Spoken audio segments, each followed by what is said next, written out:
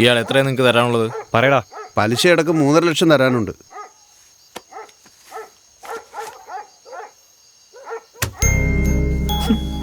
Blade ചേട്ടാ, കാശിൻ്റെ നടുവിലായിട്ട് വെളുത്ത കുറച്ച് സ്ഥലം കാണാറില്ലേ? എന്തിനാ അത്?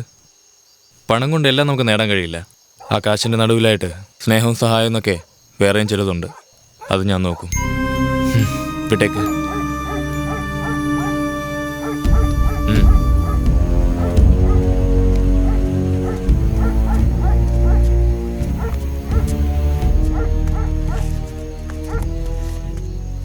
എല്ലാം ഉണ്ടല്ലോ.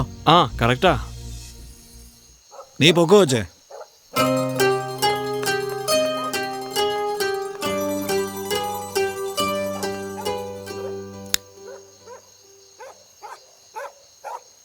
ഇനി പറയടാ, ആരാടാ ഇവിടെ തട്ടിക്കൊണ്ടുവന്നേ? ആരാടാ?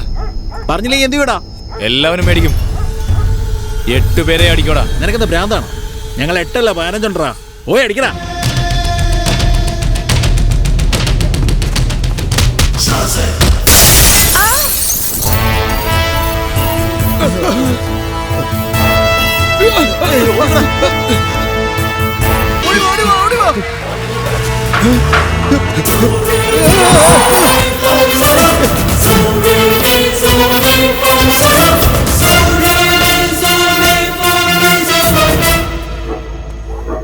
എന്താ ബ്ലേഡ്, എല്ലാവരും കൂടി വെള്ളമടിക്കുമ്പോഴാത്രേ ബോട്ടിൽ സാധനം കലക്കിയത്. നാഗണ്ണ വിളിച്ച് പറഞ്ഞിരുന്നു.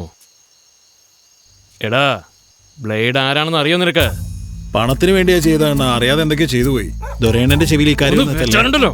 അവരുടെ കയ്യിൽ നിന്ന് ഒപ്പിട്ട് വാങ്ങിയ പേപ്പറൊക്കെ എടുത്ത് കൊടുക്കടാ. 4-5 വർഷമായില്ലേ, രാത്രി കണ്ടുപിടിച്ച് രാവിലെ തന്നെ നിൽക്കാം. ഈ രാത്രിയിൽ ഇവിടെയും കൂടി ഇവിടെ നിൽക്കണ്ട. ഞാൻ ആ പേപ്പർ വാങ്ങി ചേട്ടൻ്റെ രാവിലെ കൊടുത്തയക്കാം. ബ്ലേഡ്, നാഗണ്ണനോട് ഞാൻ വന്നെന്ന് പറഞ്ഞേക്ക്. ആ, വരാൻ പറയട്ടെ. വിദ്യമോളെ നീ കുടിച്ചില്ലേ, ഞാൻ വന്നേക്കാം.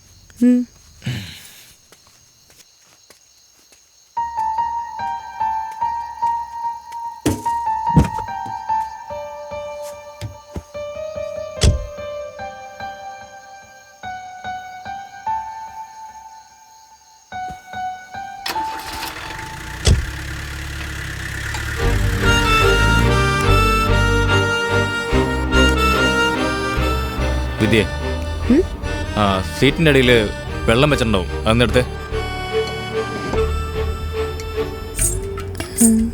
ആ അത് തന്നെ അതന്നെ താ.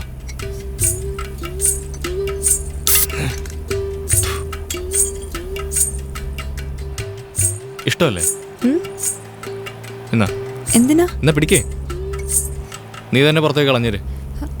ആ കളയുന്നേ. നിനക്ക് ഇഷ്ടമല്ലെന്ന് അറിഞ്ഞ ഉടനെ കളയാൻ പറഞ്ഞ് കേട്ടില്ലേ? എന്താന്ന് വെച്ചാ നിന്നെ എനിക്ക് ഒരുപാട് ഇഷ്ടമാണ്. ആ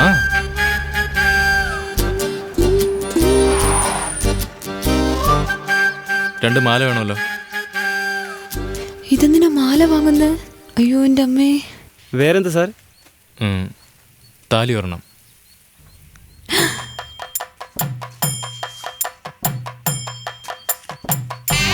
സ്വപ്നം ശരിക്കും ഫലിക്കുമോ? നീ കുടുങ്ങിപ്പോയടി വിദ്യ.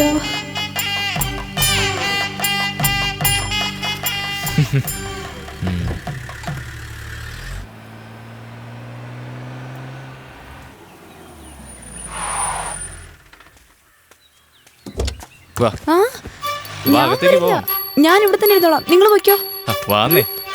അയ്യോ, ഞാൻ വരുന്നില്ലെന്ന് പറഞ്ഞില്ലേ, എന്നെ എന്തിനാ വിളിച്ചോണ്ട് പോകുന്നത്? ഞാൻ വരുന്നില്ല.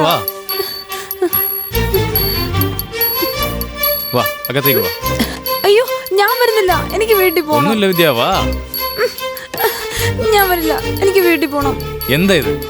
ഇതാ അങ്ങോട്ട് നോക്കിയേ. നോക്കാനല്ലേ പറഞ്ഞത്, നോക്ക്.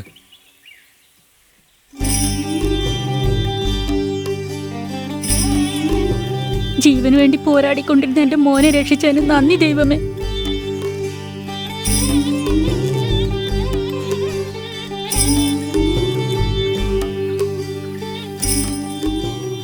ചാമുണ്ടേശ്വരിയാ, ഭയങ്കര ശക്തിയുള്ള ദേവിയാ. ഒരു കുഴപ്പമില്ലാതെ നിന്നെ തിരിച്ചു കൊണ്ടുവരികയാണെങ്കിൽ ഈ ദേവിയുടെ തിരുനടയിൽ ഞാൻ താലി കെട്ടിക്കൊള്ളാമെന്ന് ഒരു വാക്ക് കൊടുത്തിരുന്നു. ശത്രുക്കൾ എന്നെ വെട്ടാൻ വന്ന സമയത്ത് പോലും എനിക്കൊന്നും വരരുതെന്ന് ഞാൻ ദൈവത്തോട് പ്രാർത്ഥിച്ചില്ല. അപ്പോഴും ഞാൻ നിന്നെ രക്ഷിക്കാനാണ് ദൈവത്തോട് അപേക്ഷിച്ചത്. ഇതാ കേട്ടിക്കോ.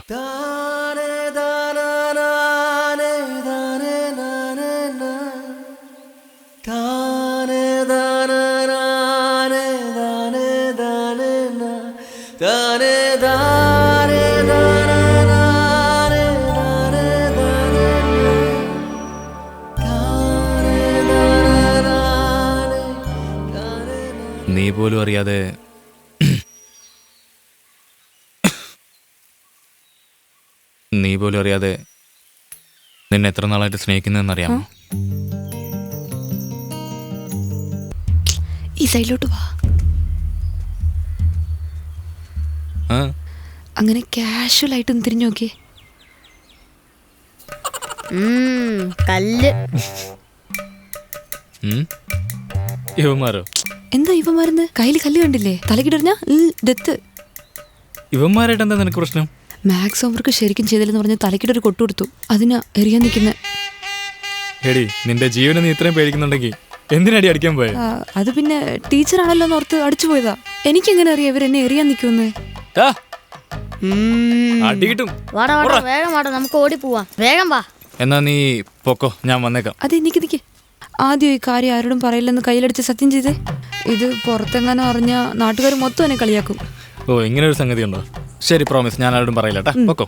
അതെ, ഞാനും കൂടെ ഒന്ന് വന്നോട്ടെ. എന്തിനു? നിന്റെ വണ്ടിക്ക് എന്ത് പറ്റി? എന്റെ വണ്ടി ബാക്ക് വീല് പഞ്ചറായി പോയെന്നേ.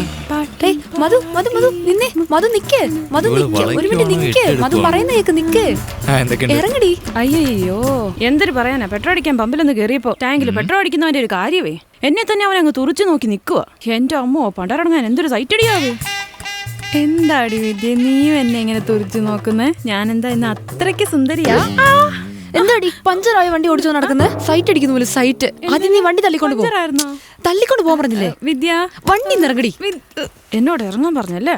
എടി, എന്നാ ഇപ്പൊ നീ കേട്ടോടി. ഇന്ന് തന്നെ ഞാൻ ഇതെല്ലാം കൊണ്ട പണയം വെച്ച് നാളെ ഞാൻ പുതിയ സ്കൂട്ടറായിട്ട് വന്നില്ലെങ്കിൽ എന്റെ പേര് സിൽക്ക് സ്മിത നല്ലടി. എന്റെ പേര് ഞാൻ മാറ്റും. താങ്ക് യു ചേട്ടായി. ഡ്രൈവർ ഇല്ലാതെ ഈ ഉണക്ക വണ്ടിയും തള്ളിക്കൊണ്ട് നീ റോഡിൽ കൂടെ നടക്കുന്നത് ഞാൻ കാണുവടി. ഞാൻ പോവാ. നാടൻ കോഴി കറി വെക്കാൻ പോണേ ചേച്ചി. ആട്ടിൻകുട്ടി മുട്ടയിട്ട് കോഴിക്കുഞ്ഞ് വിരിഞ്ഞ് വന്നു. ആനക്കുഞ്ഞ് പറയുന്ന കേട്ട് കോഴിക്കുഞ്ഞ് നാണിച്ചു പോയല്ലോ. രാജേട്ടൻ നോക്കി നിന്നു. എന്നാ രാജേട്ട. എന്താടാ ഇതൊക്കെ?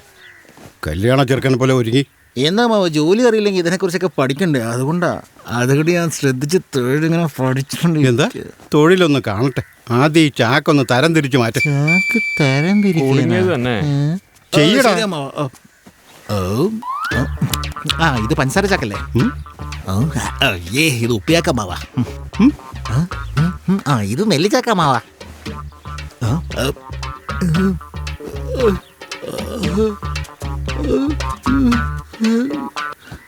മാമാ, യൂറിയ ചാക്ക്. നീ ആദ്യം നക്കിയത് യൂറിയ തന്നെയാടാ പോത്തെ.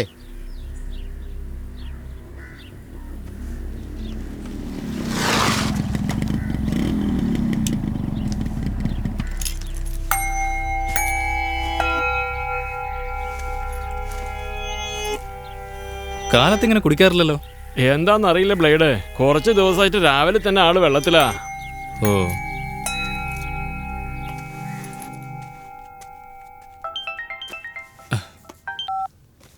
നമസ്കാരം. അകത്തെ അരിച്ചാക്ക് എത്രയുണ്ടെന്ന് നോക്കി കരിപ്പൂർ മില്ലിലേക്ക് കയറ്റി വിടണം. ശരി.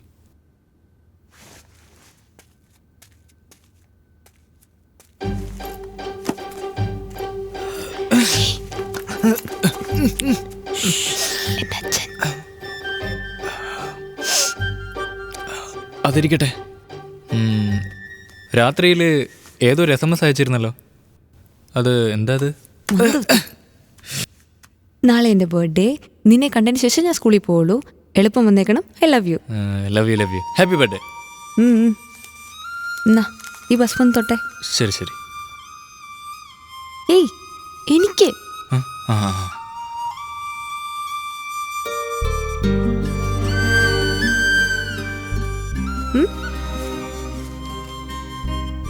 നിനക്ക് ഇഷ്ടമുള്ള എന്തെങ്കിലും വാങ്ങിച്ചോ? അല്ല നിന്റെ പിറന്നാൾ എന്നാ? എന്തു പറ്റി? അറിയില്ല. സോറി. അത് ഒന്നുമില്ല. ഇനി മുതൽ എൻ്റെ പിറന്നാൾ എന്നാണോ അന്നായിരിക്കും നിന്റെ പിറന്നാൾ. ഇത് നിന്റെ പിറന്നാളിന് എൻ്റെ ഗിഫ്റ്റ്. Love you. ബ്ലേഡേ. അയ്യോ അച്ഛൻ, വൈകിട്ട് വന്ന് സംസാരിക്കാം. ഓക്കെ, സ്കൂളിന് ടൈമായി. പോവാണേ.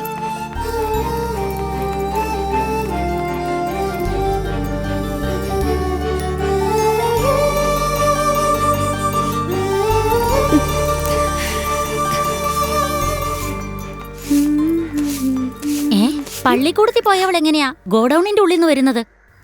ചുമ്മാതെ.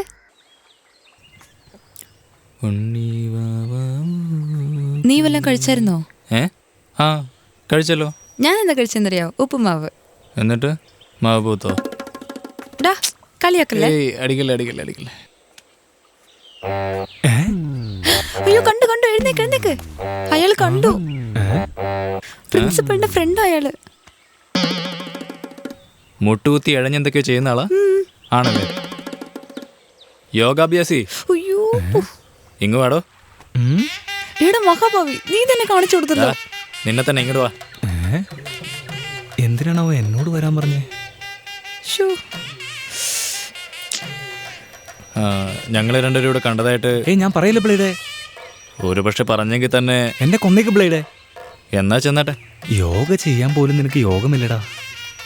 അതല്ല, കുറെ നാളായിട്ട് ചോദിക്കണം എന്ന് വിചാരിച്ചതാ. ഇതെന്താ പേര്? ബ്ലേഡ്.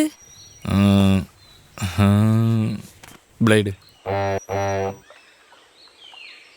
കല്യാണക്കുറി അടിക്കുമ്പോഴേ കൊച്ചുപറമ്പിൽ രാജശേഖരനെയും പത്മാവതിയുടെയും മകളായ ശ്രീമതി വിദ്യയ്ക്കും ബ്ലേഡിനും കല്യാണം എന്ന് എഴുതാൻ പറ്റുമോ? അതൊക്കെ പിന്നെ നോക്കാം. അത് വേണ്ട. നല്ല കാര്യങ്ങളൊന്നും മാറ്റി വെക്കരുതെന്ന് എന്റെ മുത്തശ്ശി പറഞ്ഞിട്ടുണ്ട്.